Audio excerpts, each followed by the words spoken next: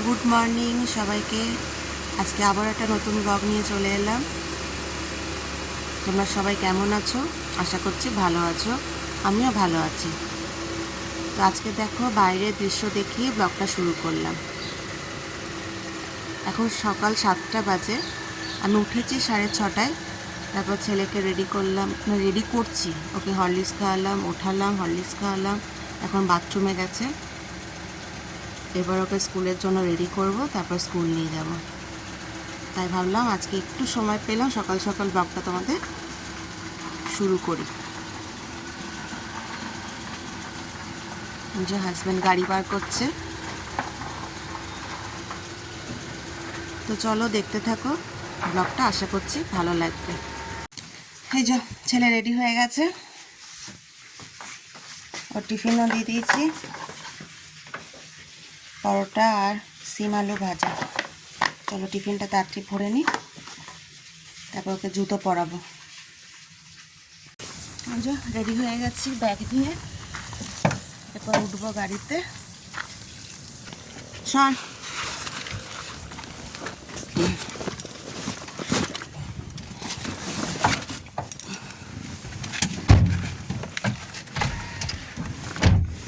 চলো এবার যাওয়া যাক। এখানে দাঁড়ালাম, যে মামার ছেলেটা উঠবে, মামা শ্বশুরের ছেলে, ও যায় আমাদের সাথে।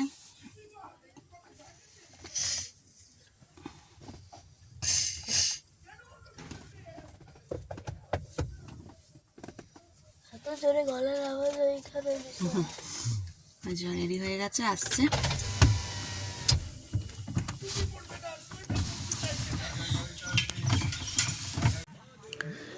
দেখো ছেলেকে স্কুলে নামিয়ে দিলাম, ওকে নামিয়ে দিয়ে বাড়ি ফিরছি।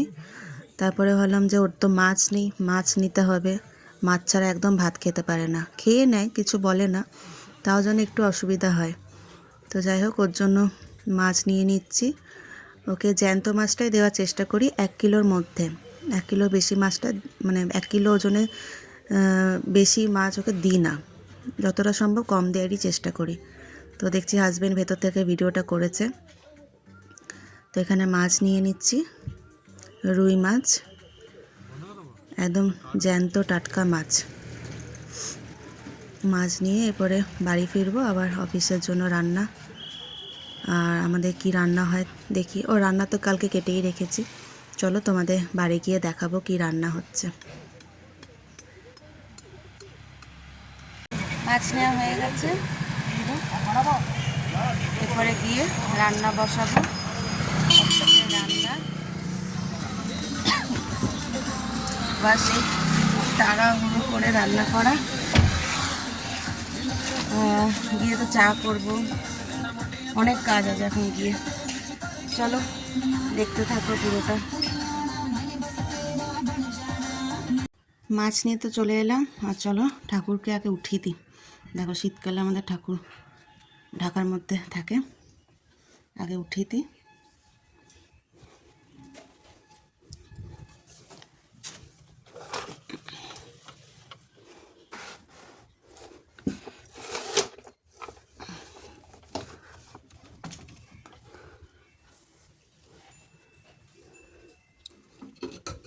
দরজা খুলে দিলাম, এবার কার্তিককে উঠিয়ে দিই, বাবাকে।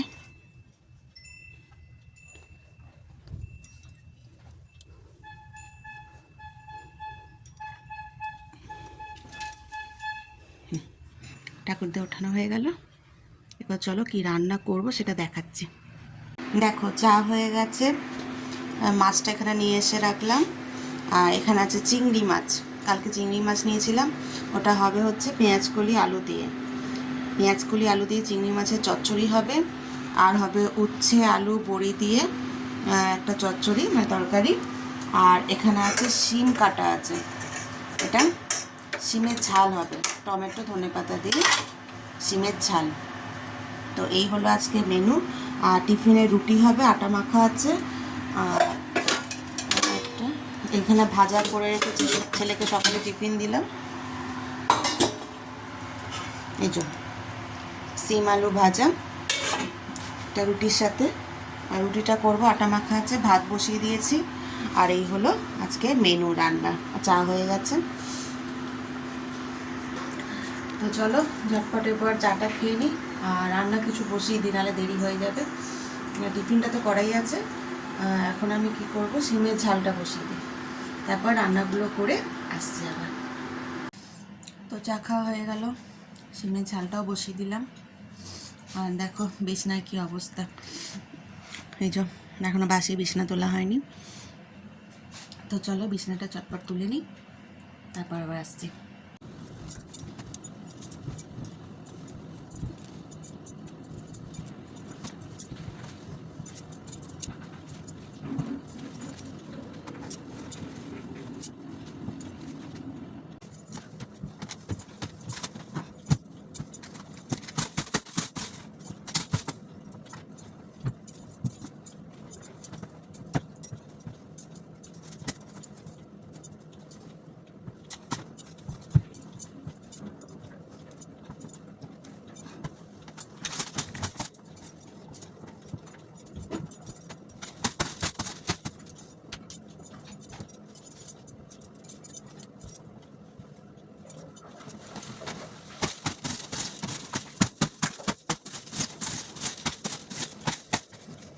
বিছনা তোলা কমপ্লিট হয়ে গেল, ফটাফট গুছিয়ে নিলাম।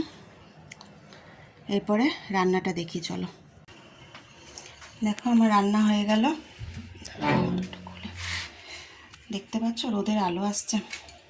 দেখো এই হচ্ছে সিমের ঝাল, এটা হচ্ছে উচ্ছে আলু বড়ি দিয়ে চচ্চড়ি, আর এটা হচ্ছে পেঁয়াজকলি আলু চিংড়ি মাছ দিয়ে চচ্চড়ি।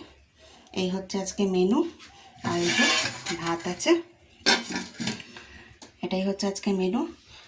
তারপর ছেলের মাছটা করব, মাছের ঝোল করবোর জন্য। রুটি হলো, ওই জন্য আটা পড়ে আছে ওখানে দেখো। তো চলো ওর বাবাকে তাড়াতাড়ি আমি খেতে দিয়ে দিই, ও দেরি হয়ে গেছে, অফিস বেরোবে। তো হাজব্যান্ড চলে গেল অফিস, বেরিয়ে পড়লো। ওকে টিফিন সব ভরে দিলাম, খাওয়াও হয়ে গেল। রান্নাগুলো তো তোমাদের দেখালাম হয়ে গেছে। তার মাঝখানে জামা কাপড়ও কাচা হয়ে গেছে। এই যে জামা কাপড় বেশি ছিল না, ছেলের ছিল স্কুলের জামা প্যান্ট আর দু একটা, আর আমার দুটো নাইটি ছিল। জামা কাপড় সব কাচা হয়ে গেল। আর এরপরে হচ্ছে চা বসিয়েছি, চলো তোমাদের দেখায়। এবার চা খাওয়া হবে। দেখো চা ফুটছে, এটাতে চিনি দিলাম, আর এটা মায়ের জন্য চিনি ছাড়া সুগার ফ্রি দিয়ে খাবে। আর তোমার ছেলের মাছ ভাজা হয়ে গেছে, ওর জন্য একটু ডাল করে দেবো। আর মায়ের টিফিনটাও বেড়ে দিলাম, রুটি শিম আলু ভাজা ডিম সেদ্ধ, নুন ছড়াতে হবে একটু। চা হচ্ছে, চাটা হয়ে গেছে।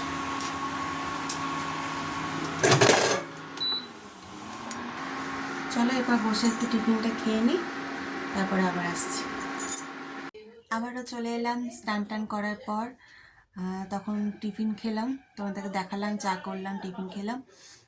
টিফিন খাওয়ার পরে মাসি যে জামা কাপড়গুলো কেচে রেখেছিলো সেগুলো সব মিললাম, সেগুলো মেলার পর স্নান করলাম, পুজো করলাম। এখন সব কমপ্লিট, এখন একটু বসে আছি, এখন একটু ফ্রি টাইম, 1-1.5 ঘন্টা মতো আছে।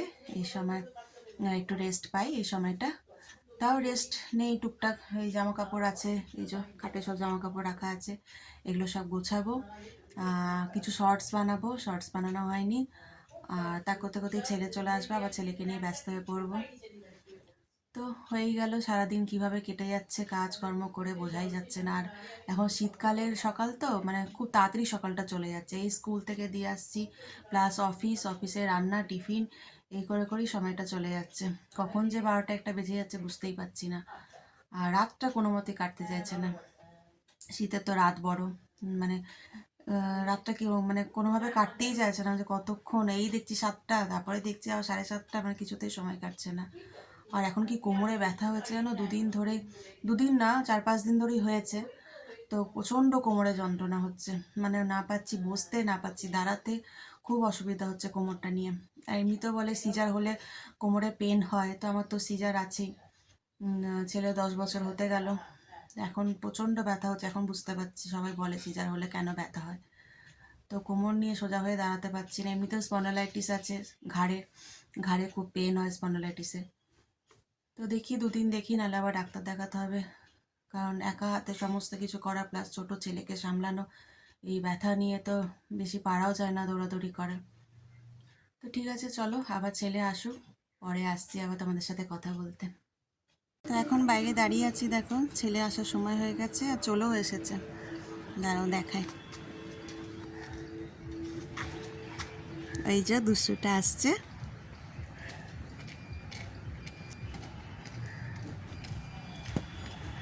দেখি আজকে আবার কি খবর নিয়ে আসে। চলো, ও চলে এসেছে। এবার একে জামা প্যান্ট ছাড়াই, স্নান করাই, তারপর খাওয়ানো আছে, ওকে রেডি করাই, তারপর আবার আসছি। তো আবার চলে এলাম খাওয়া দাওয়ার পরে, খাওয়া দাওয়া কমপ্লিট। ফোন দেখছে। এখন খাওয়া দাওয়া কমপ্লিট হয়ে গেছে, সবই মোটামুটি হয়ে গেছে, শুধু জামা কাপড়গুলো একবার বাইরে তুলতে যাব। আর এখন ভাবছি আর শোবো না, সাড়ে তিনটে বাজতে যাচ্ছে, ওকেও আর ঘুম পাড়াবো না, কারণ এখন যদি ঘুমিয়ে পড়ে 7টা-8টার আগে উঠবে না সন্ধ্যাবেলায়। আর 5টার মধ্যেই অন্ধকার হয়ে যাচ্ছে, 7টা-8টার সময় ঘুম থেকে উঠে রাতেও শুতে দেরি হয়ে যায়, রাতেও ঘুম আসে না, সকালে উঠতে দেরি হয়ে যায়। ওই জন্য এখন ভাবছি একটু পড়িয়ে নেবো, পড়ানোর পর রাতে তাড়াতাড়ি খেয়ে ঘুম পাড়িয়ে দেবো। তাও 11টা বাজবেই, আমাদের 11টা-12টার আগে কোনো দিনই হয় না। তাই এখন পড়ে নিলে, মানে সন্ধ্যাবেলা উঠে আসে, ওই সময়টা পড়তে চায় না, তাই এখন একটু পড়ে নিলে অনেকটা ভালো। সামনেই পরীক্ষা চলে এলো, ডিসেম্বরের 11 তারিখ থেকে পরীক্ষা, ইউনিট টেস্ট 2। তো ওই জন্য আমারও আর শোয়া হবে না। তো ঠিক আছে, চলো সবই হয়ে গেছে, শুধু বাইরে জামা কাপড়গুলো আবার তুলতে যাবো বিকেলে, 4টে-4:30 বাজে। আর এখন তাহলে ওকে একটু পড়িয়ে নিই, তারপর আবার আসছি। দেখো বাইরে চলে এলাম, জামা কাপড়গুলো তুলে নিই, 4টে 15 বাজে। বেশিক্ষণ রাখলে আবার এক্ষুনি সন্ধ্যা হয়ে যাবে, ভুলে যাব, ওই জন্য এখনই তুলে নিচ্ছি। ছেলে পড়ছে,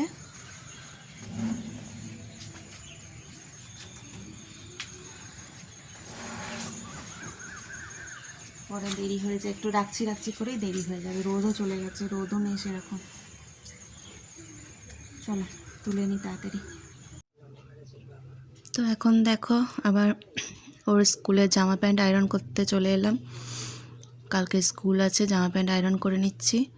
সন্ধে টন্ধে সব দেওয়া হয়ে গেছে, অনেকক্ষণই দেওয়া হয়ে গেছে। তোর পড়ছিল বলে কাছে বসেছিলাম, তারপর ভাবলাম যে না, আয়রনটা করে নিই। এটা একটা রোজ আমার কাজ, প্রতিদিন, মানে প্রতিদিনকার জামা কাপড় এসেই ফেলে দেয় স্কুল থেকে, আজকেরটা কালকে পরানো যায় না, তাই 2টো করে সেটও রাখতে হয় জামা প্যান্টে।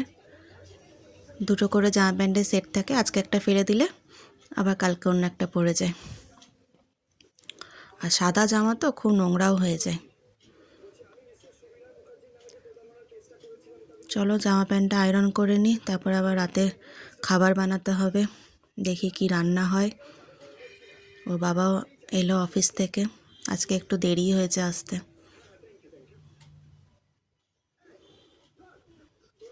এটা ছেলেই ক্যামেরা ধরে আছে, ও ক্যামেরা ধরে আছে, আমি আয়রন করছি। কি করে পড়াশোনায় ফাঁকি মারা যায়, সব রকম চেষ্টা করবে ফাঁকি মারতে।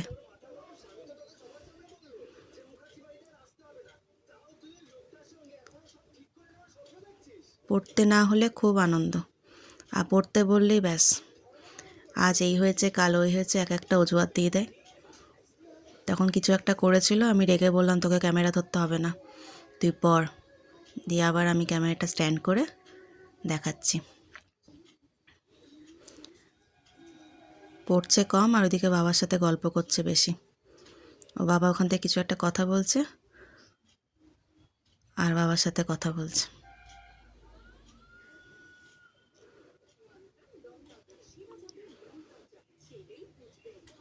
তো চলো ঝটপট আমি আয়রনটা করে নিই, তারপরে কি করছি আবার দেখাচ্ছি।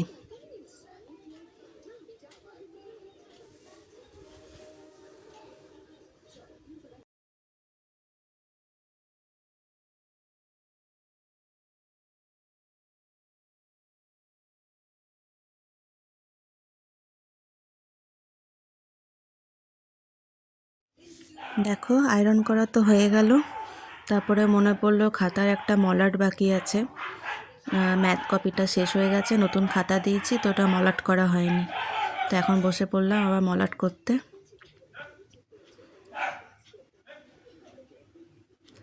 খাতাগুলো একটাই খাতা আছে, ওটা মলাট করে নিয়ে এরপর রাতে রান্না করতে যাব। আরও ওখান থেকে বদমাশি করছে, আমি এদিকে মলাট করছি আর পেন্সিল নিয়ে কী করছে দেখো বদমাসটা। বললাম তো কীভাবে পড়াশোনায় ফাঁকি মারতে পারে ওর কাছ থেকে শিখতে হবে। যত রকমভাবে চেষ্টা করে না পড়ে যদি সময়টা পার করা যায়। যত বড় হচ্ছে তত বদমাশি হচ্ছে, সমানে ওখান থেকে আমাকে ডিস্টার্ব করে যাচ্ছে, আমি মলাট করছি। তো চলো ঝটপট মলাটটা করে নিই, হয়ে গেছে। এরপর রাতে কি রান্না করছি তারপর দেখাচ্ছি। তো দেখো এখন আবার রাত্রিবেলা হয়ে গেছে, অনেকটা রাত হয়ে গেছে, হ্যাঁ 10টা 15-20 বাজে। তো এখন আবার এলাম ব্লগটা শেষ করার জন্য, দেখলাম ব্লগটা তো শেষ করা হয়নি, তো তোমাদের সাথে আর কিছু কথা বলা হয়নি। ছেলেকে পড়াচ্ছিলাম, তারপরে বাবাও আজকে লেট করে এসছে অনেক। তারপরে মাঝখানে দেখলে ওকে পড়াতে পড়াতে জামা আয়রন করলাম, জামা প্যান্ট কালকে স্কুলের জন্য। তারপরে একটা খাতা মলাট দেওয়া বাকি ছিল, সেটা মলাট করলাম। আর রাতে রান্নাও হয়ে গেছে, রান্নাটা দেখানো হয়নি কি করলাম, মানে কী করলাম সেটা দেখাচ্ছি, দাঁড়াও। এই যে কুঁদরি আলু ভাজা করেছি রাতে, কুঁদরি দিয়ে আলু দিয়ে ভাজা, আর রুটি হয়ে গেছে, ভাজা হয়ে গেছে, এরপর খাওয়া হবে। এখানে শশা কেটে রেখেছি, এরপর শুধু ডিনার করব আর শোবো। আজকে এমনিতেও শরীরটা ভালো না, বললাম তোমাদের যে কোমরে প্রচণ্ড পেন হচ্ছে। তো এরপর খেয়ে দিয়ে শুয়ে পড়বো, তাই ভাবলাম ব্লগটা শেষ করে দিই। এখানেই ব্লগটা শেষ করছি আজকে। ভালো লাগলে চ্যানেলটা সাবস্ক্রাইব করবে, লাইক করবে আর কমেন্ট করে জানাবে কেমন লাগলো, পুরো ব্লগটা দেখবে আর ভালো লাগলে সাবস্ক্রাইব করবে। তো আজকে এই পর্যন্তই, আবার দেখা হবে পরের একটা ব্লগে। Good night.